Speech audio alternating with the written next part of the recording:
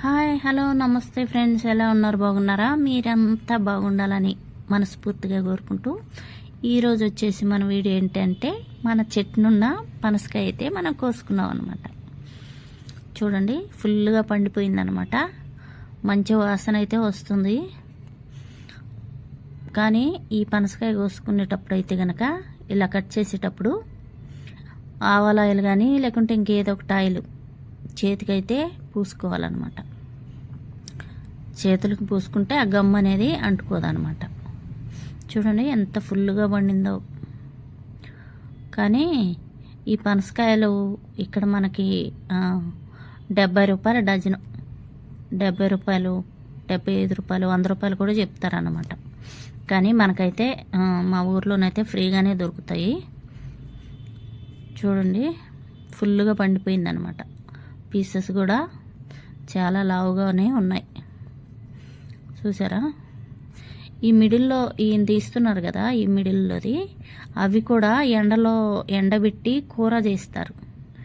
మామూలుగా chicken mutton ముక్కల్లాగా ఉంటాయి అన్నమాట. ఎండబెట్టి మసాలా వేసి వండుకుంటారు. కానీ ఇప్పుడు మనకు అంత టైం లేదు కదా, అందుకనే కూర అయితే చూపించట్లేదు. చూడండి పీసెస్ ఎంతలా ఉన్నాయో. న్యాచురల్గా పండుతాయి అన్నమాట. ఇక్కడ చెట్టు నుంచి కోసుకొచ్చారు. చెట్టునే పండుతాయి కాబట్టి మంచి టేస్ట్ అయితే ఉంటుంది. వాసన కూడా మంచి వాసన ఉందన్నమాట.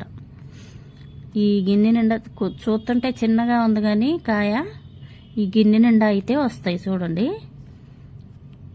మస్తు టేస్ట్ ఉంటాయి. కానీ బాగా రేట్ ఉంటాయి మనకి హైదరాబాద్లో.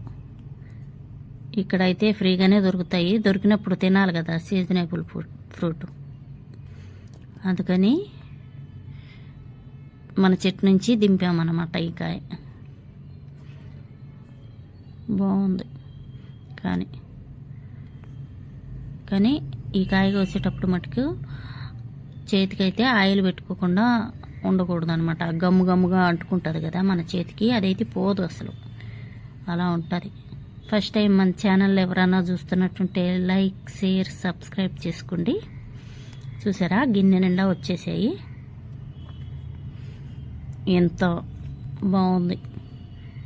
ఇవన్నీ పచ్చివి కూడా తినొచ్చు అనమాట. పచ్చి ఎలా తింటారో తెలుసా? పచ్చికాయలు కోసేసి పచ్చి కొబ్బరి ఉన్నట్టు ఉంటుంది అనమాట. అందులో కొంచెం పచ్చిమిరపకాయలు నూరి సాల్ట్ వేసుకొని అందులో ముంచుకొని తింటారనమాట. Super taste.